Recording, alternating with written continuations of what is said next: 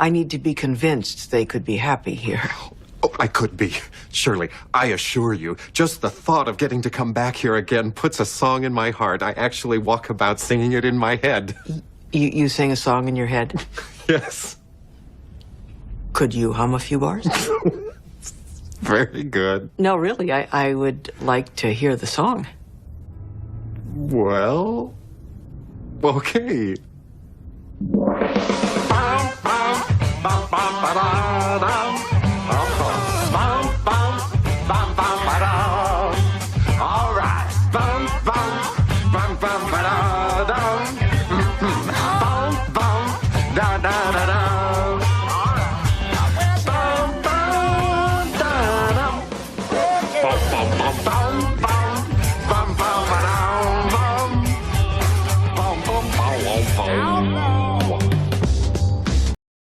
Not only does the poll in the community for this video present a real challenge, but here is the next best question. Did you like William Shatner better in Star Trek, or in Boston Legal?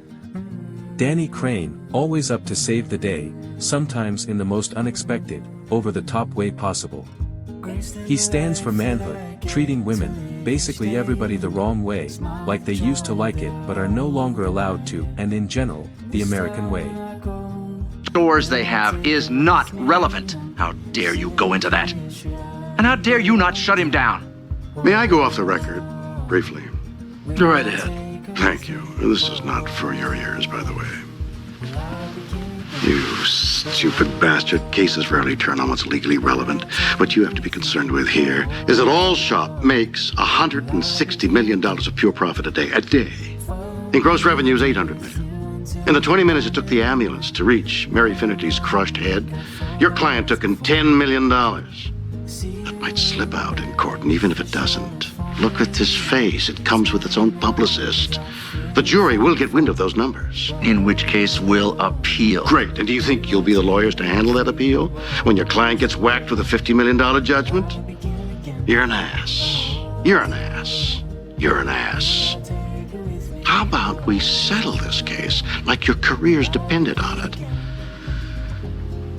Dumb bastards. I'm sorry, where were we?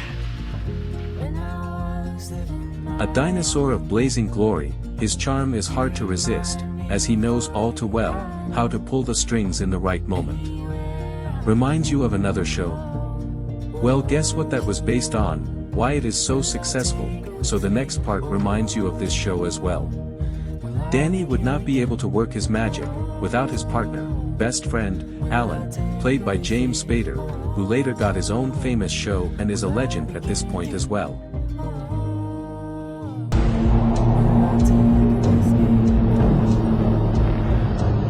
I feel like a busy one. So if you're gonna shoot me, let's do it. I have plans. What happened? I don't know, I can't see. Okay, I see Alan. He's all right.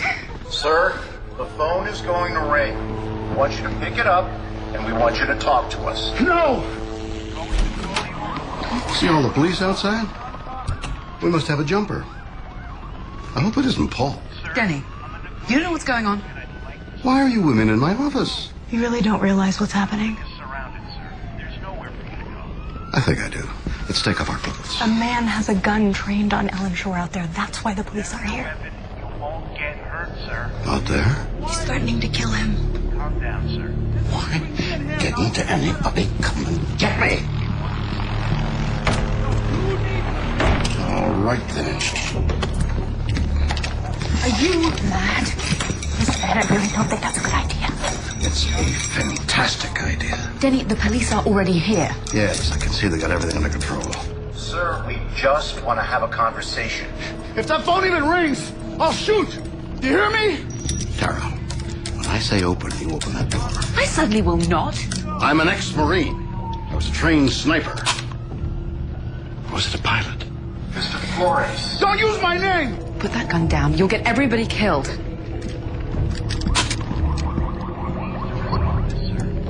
need to let your hostage go. No! We want to negotiate. There's Alan out there. We can resolve this. If you just answer. I'm mainly a skeet shooter now. So when I yell pull, that'll be your cue to yank open the door. You on that? Don't bear to kill us. Pick up the phone. Don't make it ring! I'm warning you! I'll shoot, do you hear me? Pull!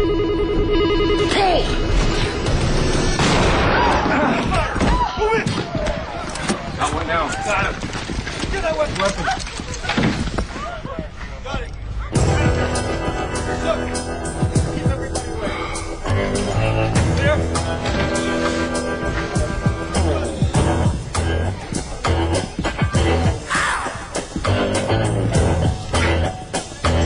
Denny Crane.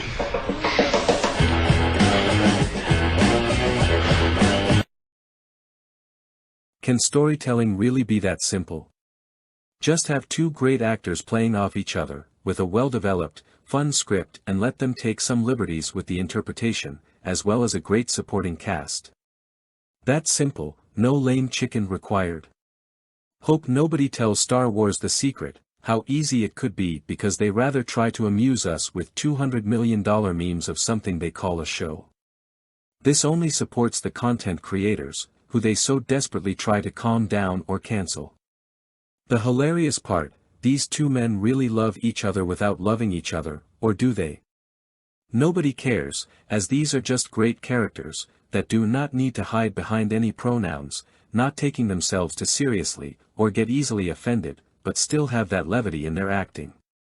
How can you say all that about a show? This could be true for any show. Since this series has so many good episodes to offer, in this case you can do something that would otherwise not be possible to this extent, which is, show more of the show. A well-regulated militia being necessary to the security of a free state, the right of the people to keep and bear arms shall not be infringed. It turns out, the trick is to just ignore the first 13 words. Home free. See, Big Tony calls this the prefatory clause. Prefatory, I guess that means worthless. And this is the operative clause. Of course, all this nonsense about the right being necessary for a well-regulated militia, they put that in for fun. Those founding father jokesters. We were supposed to actually take this part seriously. How could all those stupid Supreme Courts over the last 200 years have fallen for that? I have a word with co-counsel. No, you may not. Sit down, hacky sack. And enough with this. We're a nation of laws, crap. Please, we're a nation of politics. Am I right? Am I right? The laws are simply devices to serve our ideologies. For example, this court, which is the smartest in the history of the world, trumpeted individual liberties to protect guns. But as for individual liberties for criminal defendants, needs them. And then in the Guantanamo case, Big Tony said individual liberties be damned when it means more human lives might be lost. But in the guns case, it's hail, hail individual liberties, even though more human lives might be lost. That's consistent. See, Big Tony knows the score. Look to your politics. That'll tell you what the law is, Gary. Pipe down, Sacky boy. These are smart judges, these Supremes. And boy, once we got the newbies, Roberts and Alito, the preemies, the possibilities are just boundless. They don't have to be bound by the Constitution or the Founding Fathers. They're not even bound by their own principles. Sure. Consider. They always say the political question should be decided by elected officials. But as for guns, they say we need to pay close attention to the precise words of the Constitution. But for guns, they say they loathe judicial activism. But when it comes to guns, don't you just love these preemies? McCain does. He wants to go out and find more judges who exactly like them. This is smarty pants too, that McCain. He knows how to become president. He once co-sponsored a bill closing the gun show loophole, but now, he now believes the Second Amendment means no gun control. That might make him even smarter than Big Tony. Preemies. And Obama, he's no dummy. He once took a stand on firearms, but in his blueprint for change, nothing on gun control. Guess we don't need that much change.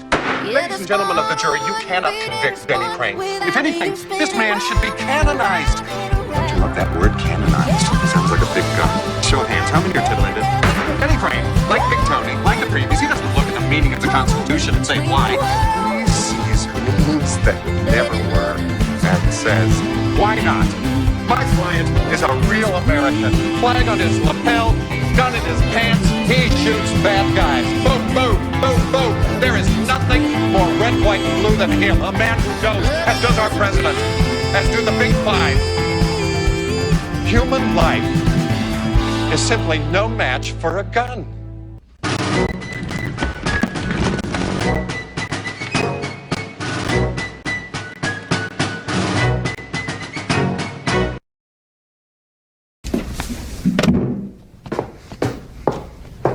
What are you doing? Climbing on my soapbox, Judge. I do it once a week. Get off that thing now, Mr. Shore. You sure?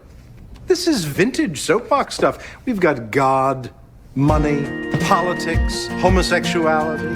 Has anyone ever heard of restless leg syndrome? It's where you move your leg about in your sleep. It's awful. You may have it. It may not keep you awake, doesn't really harm you in any way, it may not bother you in the slightest, but nonetheless it's awful. The pharmaceutical companies have declared it so. So they've invented a drug, and you simply must take it. If you haven't heard of restless leg, by the way, you probably have attention deficit disorder. Awful. We've got a lot of drugs for that. You must take them. You're depressed. You're not sleeping enough. You think you're shy. You've actually got a social anxiety disorder. Weak stream, irritable bowel syndrome. You people have all kinds of ailments you don't know about. Luckily, we've got drugs for every one of them. You must take them. My colleague has a case involving a forgetting pill. You can take that one to forget you ever had restless leg or irritable bowels. Mr. Shore, what are you talking about? Same-sex attraction disorder. And what troubles me is why the folks in big pharmaceutical haven't invented a pill for this disease. Clearly they're in the business of selling sickness. If there was a profit to be made, they would make it. And with an estimated gay population of over 10 million in the US alone, there's certainly a big enough market. Could it be that they can't cure it? Well, not to worry. If big pharmaceutical can't do it, maybe big religion can. And they are. They're the ones who have coined the term same-sex attraction disorder. It's a very good name. Very important, a good name. It's a crucial first step in disqualifying homosexuals as a segment of the population and categorizing them as a disease. Makes homosexuals seem less like people and more like the flu. Terrible, awful symptoms.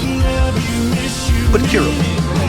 And therefore less concerning when it comes to things like an individual's rights, freedom, privacy, marriage. Big religion is very concerned with marriage. Big religion is the one filling the pockets of Congress. It actually got them to propose a constitutional ban on gay marriage. Think about that. A governmentally imposed systematic prejudice against a class based on their sexual orientation. Never mind that one of the most trusted evangelical advisors to the president was himself having a homosexual affair on the side. Never mind that one of our congressmen was writing naughty emails to his teenage male pages. Isn't it just a disease? And I thought it was curable. That's what they told me down at the church. Well, you can legislate against it. You can give it a clever name and treat people for it. You can shut your eyes, have sex with your wife, and pretend it all feels right. You can join the church and swear to be celibate for the rest of your life. You can drive around on a Saturday night with a baseball bat and try to beat it out of some poor soul you happen to meet. You can even come to this courtroom and testify as to your new leaf and how well it's all working. What a miracle. My only response is, give it time.